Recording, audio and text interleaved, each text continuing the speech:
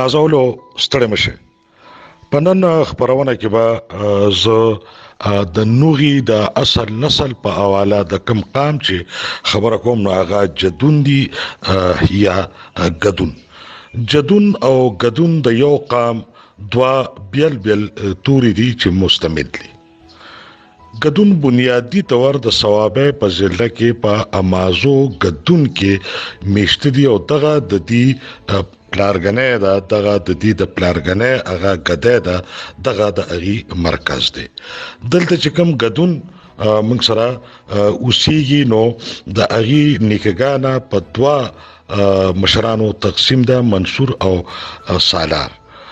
د 100 کیلومتره په فاصله کې چې کومو غدونو قبيلو یا ټبرو د دې ځای نه هجرت کړي دي او د پښتونخوا هزاري سیمې ته لاړ دي نو الته اغي د خپل نامو سره د غدون په ځای جدون لیکي. خو دواړه یو خبره ده. جدون یا غدون د اغي کلتور د اغي جبا دودونه دستورونه او عقیده منګ سره شریک دي او منګ شریک جون دا پیړو راشي د پښتنو په دې خوره باندې په دې دوتر باندې کوو. غدون جپاکش خلک دي، عزتدار خوددار خلک دي، مهنت کش خلک دي او د جون په مختلفو شوبو کې زغته ترقی کړې ده او په ټول ګرد پاکستان کې دی میشت دي خوار دي. کاغه د پښتنو سیاست دی او کاغه د پښتنو معیشت دی، کاغه د پښتنو ثقافت دی او کاغه د پښتنو ادبیات دي. نو په دې ټولو کې ډېر زخته برخه چې دا نو هغه غدونو اچولې ده. اسخو موږ سره د هر قوم روایتي تاریخ موجود دی او هر قوم په خپل ځای محترم دی. خو د وخت سره چې په ساينس او ټیکنالوژي کې کومه ترقی راغله ده او کوم نوې ساينسي علمونه مخ ته راغلي دي نو د اغه په برکت اوس د قومونو په اړه د اغه د نوغي د جرړې د اصل نسل او د وینې د هډ او د نیکه په اړه باندې تحقیق بغیر د شک او شوبې نه جدي نو اوس ممکن دی او دغه موږ د جینټکس چې کوم علم دی د ساينس نو په هغه کې موږ د دې قومونو مطالعه کوو. په زیاده روایتي تاریخ چې موږ ټول ته معلوم او یاد دی نو نن با موږ د غدونو باندې چې کومه ساينسي سیړه نشوي دا او هغه چې کوم خاغلی استاد د ساينس هغه سیړه کړی دا نو اغي سره به په دې اړه باندې خبره کوو. د دغه محترم ساينسدان نوم ډاکټر محمد طارق دی، اسسټنټ پروفیسر دی سنټر اف اومکس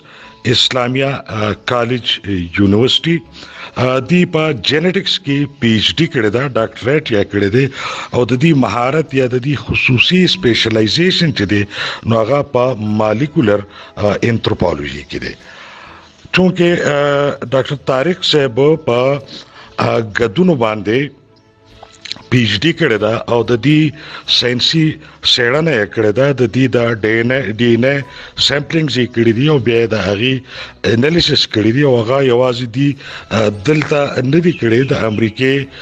په یو ډېر مشهور پوهنتون یونیورسيټي کې هم هغه دا مطالعه کړی دا. نو دا وخت کې منګ سره په دنیا کې په ژوندو او معلومو ساينسدانانو کې د ډاکټر محمد طارق صاحب نه بل لوی او معتبر نامه په دې مضمون نشته. نو راځي چې د ټلیفون په لیک باندې واخلو ډاکټر محمد طارق اسسټنټ پروفیسر سنټر اف اومک اسلامیہ کالج یونیورسيټي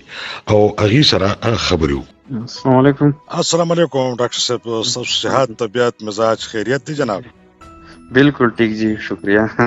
ډاکټر صاحب نه خپنه تاسو ما سره ودي جدون سوق دي ډاکټر صاحب؟ جی جدون په باره کې خلاول مونږ دا ایکسپیکټ کوله چې دا بس څنګه چې دا څومره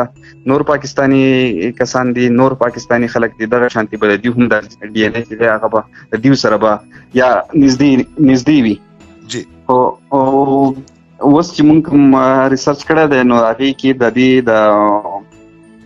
مور چې دی د مور د میټرنل لاینیج چې ډېر زیات تر خو هغه دومره ډیفرنس نشته د کوم چې دا نور دلته کې کوم قومونه پاتې کیږي. جی جی او د پلار د طرف نه چې دی نو ډېر انټرسټینګ ریزلټ په دې راغلی دی چې هغه د ایسټ ایشیا والا سره فرست ټایم د دې لاینیج ملاویږي. یعنی جدون د مشرقي ایشیا د خلکو سره تړون لري. دا چاینیز چې دی چاینیز کورین او دې کې چې کوم لاینیج ملاوي وینا الته کې هغه دلته کې چې نو فرست ټایم په دې لکه انډین یلو ریسس ورته مونږ وایو کنه ډاکټر صاحب. زه په نو شم ما وی چې کم ته مونږ یلو ریس وایو کنه جی چینی شو کورین شو جاپان شو. بالکل جی دغه زمونږه جدون چې دی نو د دې د پلار د طرف نه ډینه روانه ده هغه د خلکو سره چینیانو سره جاپانیانو کورین سره ملاويږي. کورین سره او دیو سره بالکل جس په خبره ده مزید رڼا په واچوي ډاکټر صاحب. ما خو دا چې کله زه هلته کې موږ دا ریسرچ وکړو نو موږ ته دا ریزلټ راغی ډي ان اے نو هغه موږ حیران شو چې دی شکل نه خو دی د هغو سره د هغو په شانتې تاسو ته وښکاري د هغو په شان نه ښکاري.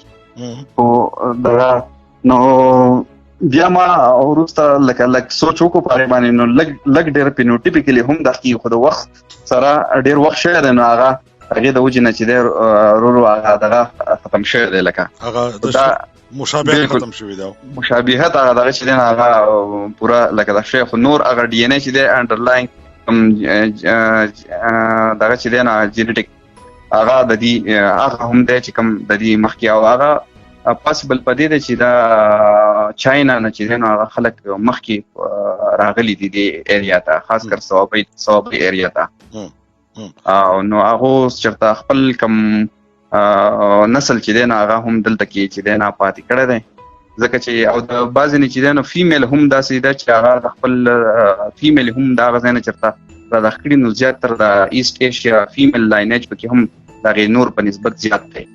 یعنی تاسو داسې لګي چې په کومو وختونو کې د چین د اړخ نه ځینې خلک راغلي دي او هغوی بنیادي طور په صوابۍ کې میشته شوي دي یا هغوی هم دلته پاتې شوي دي یا واپس لاړ دي خو نسل یې پاتې دی. پلارګنۍ زیاتر چې دی نو چینیان را روان دي او د میندو یې هم چې دی نو د سرحده پورې لاینیج هغه ځای ته رسي. داسې خبره ده جی؟ جی سرحده پورې چې دی نو هغه د مور هم فیمیل لاینیج هم د هغې سره ملاویږي. د میندو خو به د سرحده پورې خو پلاران اکثریت مور دین 75% چې دی نو هغه د هغې سره لکه د پلار د 15 یا 50% نه بره پلارګنۍ د جدونو جوړیږي دا د چاینیز یا د ایسټ ایشیا د کورین چاینیز جاپانیز یلو ریس دغه نسل دی او دا میندو دا لاینیج به تقریبا سونه پورې رسي. دا تقریبا 9-10% چې دی نو هغه درې 9% میندې دي او د 15% نه زیات هغه دي. بالکل هغه د دې نورو قومونو په نسبت باندې دا 10% یا 15% دا چې دی د مورو د طرف نه چې کوم دی نو هغه نورو په نسبت باندې دا هم ډېر زیات دی. لکه په پاکستان کې د دې په پاکستان کې یا په پښتنو کې د مور د طرفه دغه پرسنټیج په نورو قومونو کې د بدل ډینه اوسط څو جوړیږي 4-5% جوړیږي څونه جوړیږي هغه کم جوړیږي. ما ته زه تاسو ته اوس ما ته پوره ایگزیکټلی یاد نه دی اندازتاً بر څلورو نه کم جوړیږي. بالکل او ځینې کې چې دی 1% ځینې کې 2% او دا خو د 5% نه کم دی لکه ټولو کې تقریبا. بلکې ما زیات اورېدلي دي چې په دغې کې د 1 او د 2 د 1 او د 2% په منځ کې راځي او دلته موږ سره په 9-10% کې خبره راځي د مور طرف ته. ډاکټر صاحب جدون موږ سره په هزاره کې دي او دلته ګدون مازه موږ سره په صوابۍ کې دي. جدون او ګدون په دې ټکي کې څه فرق شته که جدون او ګدون یو خلک؟ ما خو چې کله هم سامپلینګ کوو نو په دغه ځای کې دغه ایریا ته چې کوم صوابۍ کې دا دغه ایریا ته ګدون ایریا به وي او ګدون او بعضې خلک چې دې ته هم ګدون ورته هم وایي او جدون ورته هم دې خلکو ته وایي. بالکل خو ستاسو مشر استاد چې دی زموږ د ټولو مشر پروفیسر صاحب په دا جدون یا زموږ دا ګدون چې دی غدایان چې دي زمونږ د ثوابانو دي په سالار او په منصور په دوه نیکونو کې تقسیم دي. نو د دې یو نیکه سالار چې دی نو د هغه پورا اولاد د هغه پورا قبیله په منګولیا کې موجود د چنګیز خان اولاد دی. نو په مشرقي ایشیا کې د دې لاینج خو په دغه حواله باندې د کوریا او د جاپان نه بیا زیات چې دی نو د چینیانو طرف ته روان دی. جی چنګیز خان که تاسو چنګیز خان چې دی هغه بیا یو جدا قصه ده. هغه منګول ته موږ لاړو کنه جی منګول طرف ته تاسو لاړې او منګول چې دی چنګیز خان خپل لاینج چې دی نو هغه کمپلیټلی ډیفرنٹ دی. خلک وایي هغه هم په دې ایریا کې پاتې شوی دی خو په د چنګیز خان کوم لاینج چې دی هغه ایگزیکټلی هغه C3 وته وایي. موږ یو الفابیټیکلی هغه ریپرزینټ کوو C3. نو C3 چې دی نو هغه دلته په دې ایریا کې هغه ډېر لکه بالکل مونږ چې ما کوم سټډي کړی نه په هغه کې ما نه دی فایند آوټ کړی. نه د چنګیز خان دغه لاینج ایگزیکټلی کوم یو جوړیږي ډاکټر صاحب؟ د چنګیز خان خپل C3 د پلار د طرف نه چې دی نو هغه C3 دی. نه هغه تاسو ته دغه کوډ معلوم دی کنه جی؟ جی په ساده ژبه کې وایو چې کوم علاقه جوړیږي دغه لکه تاسو د وسوای چې دلته پاکستان کې نه چنګیز خان اوریجنلی منګول چې دی هم د منګولیا خپل دغه ځانګړی نسل دی. بالکل هغه خو لکه بعضې خلک چې په دې ایریا باندې هم دا هو لکه پاتې شوي دي په دې پاکستان کې او دغه کې خو بیا هم هلته کې چې دی نه اخرنی کوم ځای چې دی نو هغه هم هلته دی او هلته کې اوس پاتې شوي د هغو نسل هم هلته کې دی. نو بیا زمونږ د ګدونو چې دی سالار قبیله چې کوم په منګولیا کې موجود ده او د چنګیز خان نسل سره یو ځای اوسېږي او میشته دي او ځان منګولین وي په منګولین کې ځان ته سالار وي. هغه زمونږ د دې سالارو د دې ګدون چې دی دا یو ډینۍ ده. نو د دې مطلب خدا شو چې زمونږ د ګدونه که په مشرقي ایشیا کې د چینیانو یا د کورین یا د جاپانیانو ډینۍ او نسل دی نو ورسره چې دی دا مکس دی دا د چنګیز خان هم دی. کېدې دا پاسبل چې هغه د منګول والا کوم منګول چې دی د هغو سره یو ځای د نږدې پاتې شوي لکه څنګه چې د پښتنو سره یوسفزو سره دلته کې دا نور قومونه پاتې کېږي. نو دغه شانتې دا هم پاسبل ده ځکه چې پاسبل ده چې هغه د سالار کوم دغه چې سالار منصور چې کوم دغه دی هغه هم لکه د هغو سره دغه چنګیز خان سره هم هلته پاتې شوی خو دا لکه هغو دواړو کې ډیفرنس ډېر دی.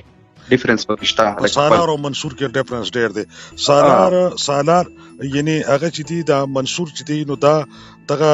ایست ایشیا سره لینک کیږي او سالارو کې اضافي چې دی نو بیا د منګول ډینۍ هم ده. نو ډاکټر صاحب د دې مطلب دا شو چې لکه دا خو بالکل پښتنو سره قبلا ورخاطه شوه که نه بیا خو دا خو بیخي بیا د پښتنو د هغه نسل نه خو بیا دي سل په سله ستاسو په خیال بار کېږي نه جدون؟ نو دا خو وایي لکه که ژبه ووایو نو پښتو خو هغه وایي پښتو ژبه وایي پښتو نور خلک هم داسې وایي لکه د ډي ان اے نه دا د پلار د طرف نه چې کوم میل دغی دی نو هغه ایگزیکټلی چې دی نو هغه د ایست د هغو خلکو سره میلاویږي. اوس درسته ډاکټر صاحب جامه کپړه یا په پښتنو په وطن اوسېدل یا ژبه هغه جدا شی دی خو حقیقي ساینسي د ډي ان اے مستند خبره دا ده چې جدون چې دی نو دا پښتانه نه دي. بالکل دا لکه پښتانه کې نه راځي د دې کې. ډاکټر صاحب یو جهان مننه او په بله خپرونه کې تاسو سره به زه په تنولیانو باندې خبره کوم. کور مو ودان ډاکټر صاحب کور مو ودان. شکریہ. السلام علیکم. نازولو دا د جدونو او د ګدونو په اړه باندې ډاکټر محمد طارق صاحب سره زمونږ خبرې اترې چې تاسو واورېدې او دا خبره په ساینسي توګه په ډاګه شوه چې ګدون څوک دي.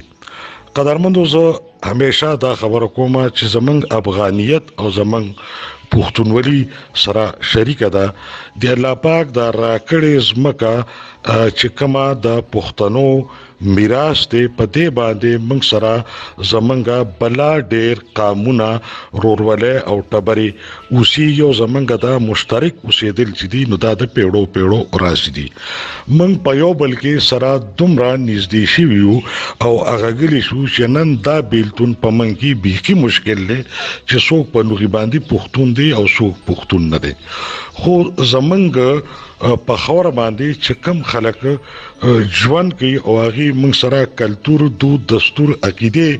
شریکوي او که بعض سيزونه د اغي من سره لکه په مسلک یا په عقیدو یا په دودونو دستورونو شریک هم نوي خدا جدید دور د ریاستي تقاضو مطابق اغي په دې خوره جون کوي او زمنګ او د اغي په منځ کې د ټوننه لوی مشترک رشتہ چې دا هغه د انسانيت ته نو دغه زمنګ رونه دي دغه زمنګ عزیزان دي دغه زمنګ ټبري دي اوس غدون او جدون چې دی نو دا اغي د پاره خپل د خوشاله خبره ده چې اغي ته خپل نوغه معلوم شو او دا یاد لره چې زمونږ دا غلط فهمي ختمېدل پکار دي چې ګوندې پښتانه په دنیا کې د ادم په اولاد کې اعلی او ارفع خلک دي دا غلط فهمي زمونږ ختمېدل پکار دي هغه قومونه غیرتی وي او هغه قومونه مړنی وي چې چا سره ساينس وي چا سره ټکنالوژي وي او چا د کائنات لا او د الله پاک انسانانو لا او معاشره لا د چا چې خدمات وي نو که غدون او جدون د مشرقي ایشیا د سترو قومونو د چینیانو د کورین او د جاپانیانو اولاد دي او کپدی کې د ستر منګول بادشاہ چنگیز خان ریشا را روانه ده